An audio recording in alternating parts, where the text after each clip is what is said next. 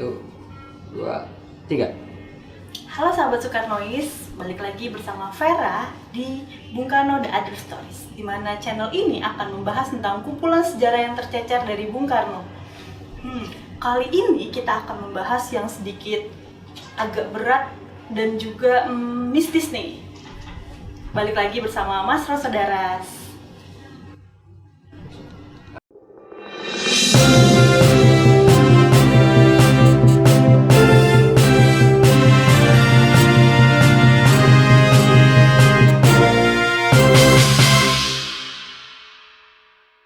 Ya, Mas, sehat? Alhamdulillah, sehat Vera. Sekarang nih aku mau membahas tentang tongkat komando Bung Karno. Wih, bahasanya agak-agak gimana gitu ya?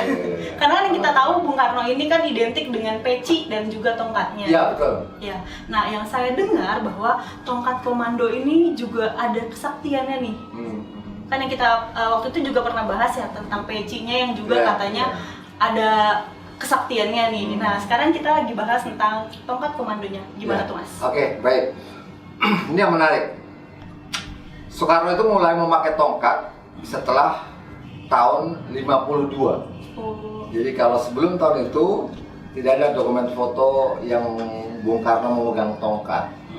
Setelah peristiwa demonstrasi tahun 52 baru dia memegang tongkat komando. Tapi prinsipnya sebenarnya fungsi tongkat komando itu melekat pada seorang panglima, ya kan? Jadi di sekarang saja, di kehidupan sekarang di sekitar kita, misalnya seorang Kapolres, seorang Komankodim, Komandan Kodam, sampai ke Panglima TNI, dia pegang tongkat komando. Jadi itu salah satu identitas atau lambang bahwa dia seorang pimpinan, dia seorang panglima, dia seorang komandan gitu ya. Sehingga Soekarno sebagai pemimpin besar revolusi sekaligus sebagai panglima tertinggi angkatan bersenjata, ya dia wajar-wajar saja menyandang tongkat. Nah, sekarang tentang kesaktian.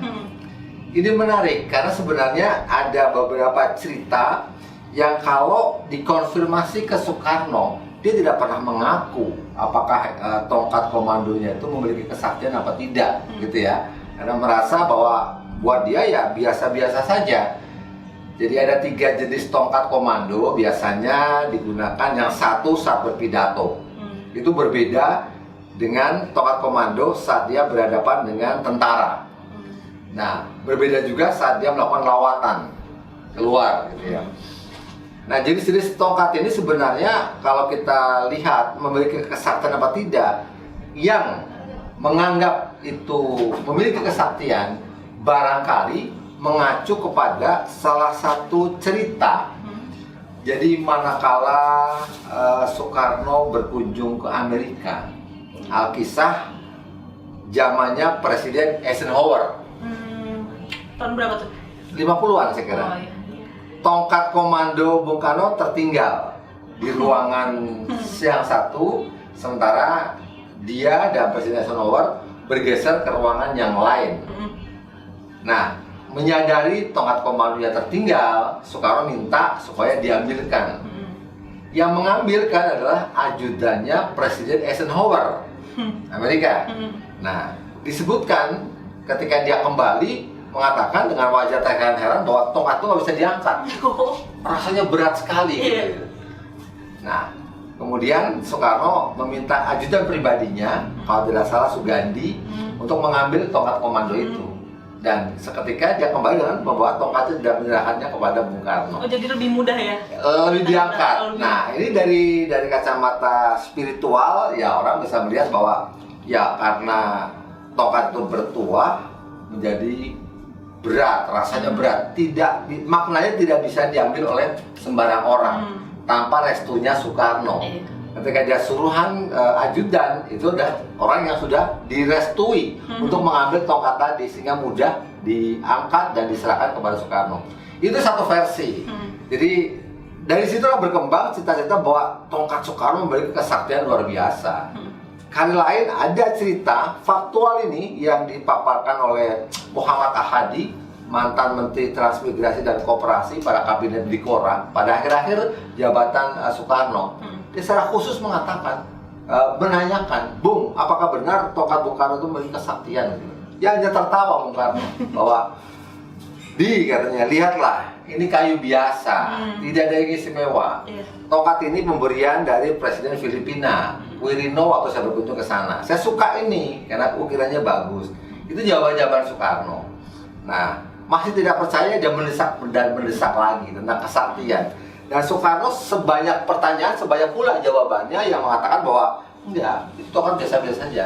Cuma memang ada satu versi, bahwa kayu yang dibuat untuk tongkat komandonya Bung Karno, konon itu bukan sembarang kayu.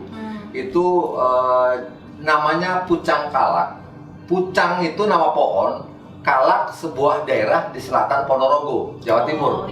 Ada hutan pegunungan yang konon sakral di situ, sehingga kalau kayunya konon bertuah. Dan cara mengetesnya saat itu dikatakan cukup unik. Katanya kalau tongkat itu betul-betul pucang kalak yang asli, kalau dia ditaruh di atas air, bayangan di dalam air itu seperti ular yang bergerak-gerak. Tapi kalau bukan pucang kalak, ya bayangannya kayu biasa. Nah, walau alam, ini saya nggak bisa mengkonfirmasi kebenarannya, tapi itulah keseluruhan kurang lebih cerita tentang tongkat Bung Karno. Tapi pohon pucang apa? Kalak, ya. Kalang pucang itu masih ada? Oh ya banyak, itu kan jenis pohon yang ada di negara kita. Oh, dan sampai sekarang memang dinyatakan keramat gitu? Bagi sebagian orang yang percaya spiritual mungkin ya, itu mempercayai bahwa kayu pucang kalak tadi adalah cocok untuk tongkat komando.